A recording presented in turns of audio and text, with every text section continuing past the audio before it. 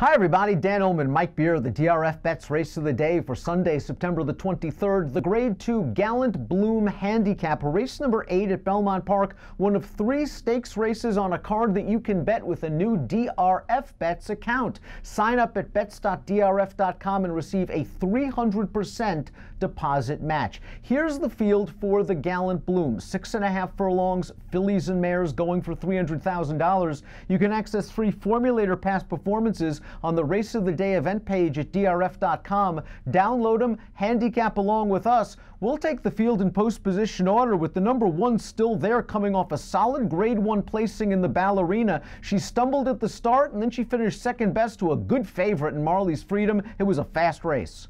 Yeah, Marley's Freedom, a really good horse for Bob Baffert, and still there, just had no chance with her.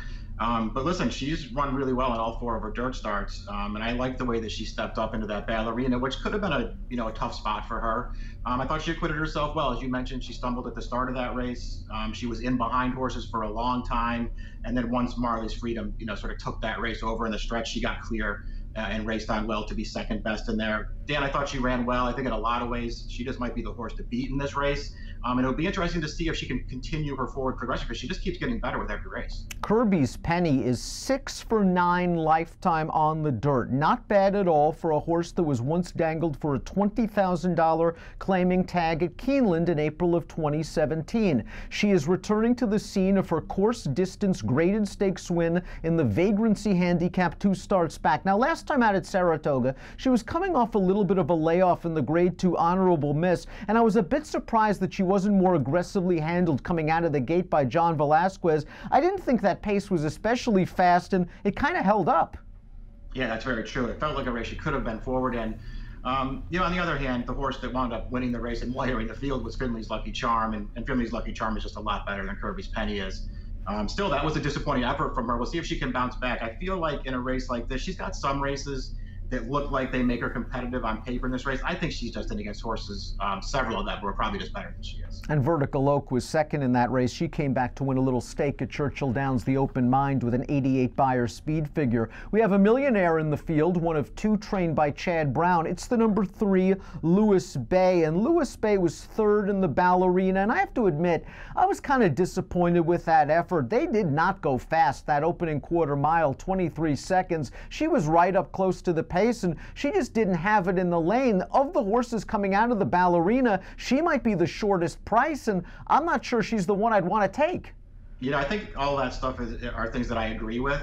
I feel like in the Ballerina, if you wanted to give her maybe a little extra credit, you could say, well, she was the one who went first, and she went to race Marley's Freedom up on the lead through the turn in that race. She did put Marley's Freedom away, but she was just no match for the 1-2 finishers in there in the stretch. I thought, like you, it was a little bit disappointing. Clearly, she has races that would make her really tough in this race.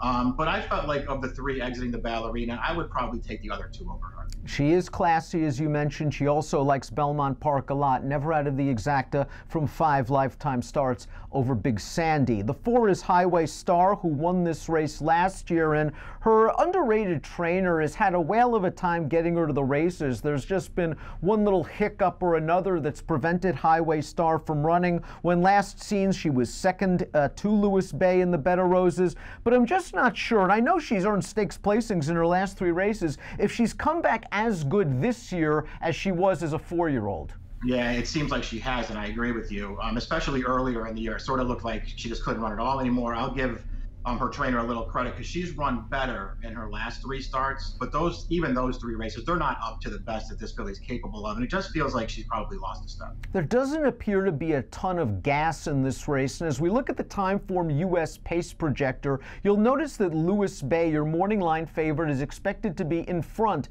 in a race that Timeform US believes will favor horses on or near the early lead. It's also nice to see Highway Star up close. Can Holiday Disguise stay stay close enough. This is a very talented New York bred, Mike. Now, she's coming off a little bit of a layoff. We haven't seen her in about 3 months, but we've got a pretty positive formulator fact for her trainer, Linda Rice. As we take a look at Rice over the past year with older dirt sprinters off 2 to 4 month layoffs, 32% winners and almost a $3 ROI. This one has won 60% of her lifetime starts. I think she's got a little bit of upside, but does she get enough pace to attack? Yeah, it doesn't look like she will. We'll see what happens and see what kind of trip she can pull.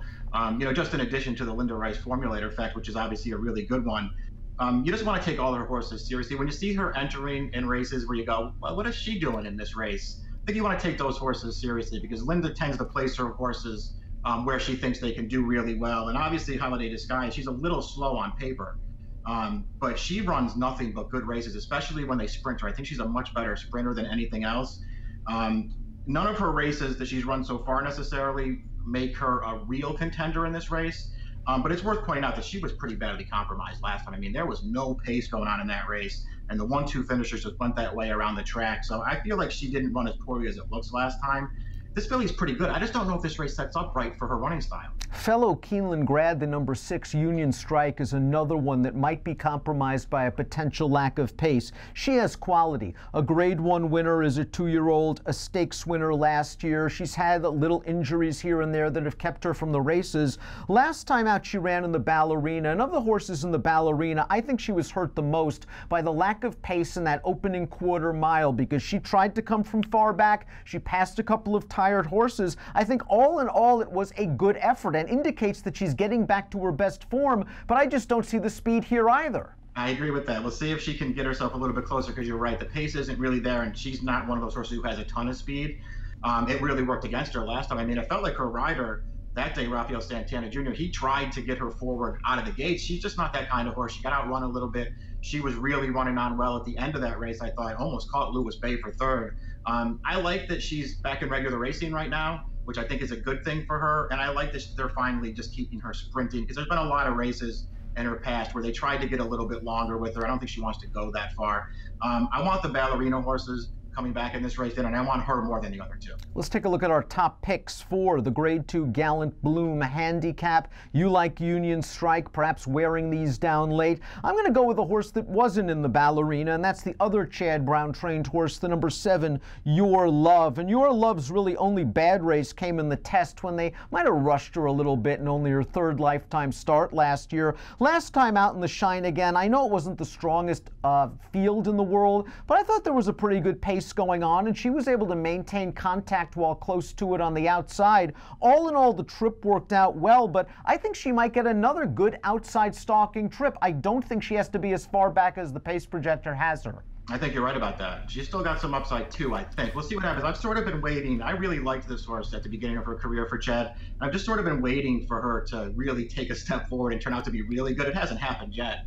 Doesn't mean it's not going to. It'll be interesting to see because I hear you saying that you thought there was a pretty good pace on the Shine Again. When I went and looked at the Timeform USPPs, they have that pace color-coded red. They thought it was fast too. When I watched it, I thought it was pretty slow. I thought she had a pretty good trip in there. So we'll see what happens. I like this filly. I'm going to side against her in this spot, and we'll see if she takes a step forward. Give me numbers. I want the Ballerina horses. I went 6-1, and I'm using Lewis Bay, but I'm going to try and beat her with the other two. And I'm going to go 7-1 as my 2 key horses. I'll go 3-6 underneath in the Grade 2 Gallant Bloom Handicap. Again, one of 3 stakes races at Belmont on Sunday. Bet it with a DRF Bets account. After you sign up, you get a 300% deposit match at bets.drf.com. Approximate post time for the Grade 2 Gallant Bloom, 5:18 Eastern. Good luck.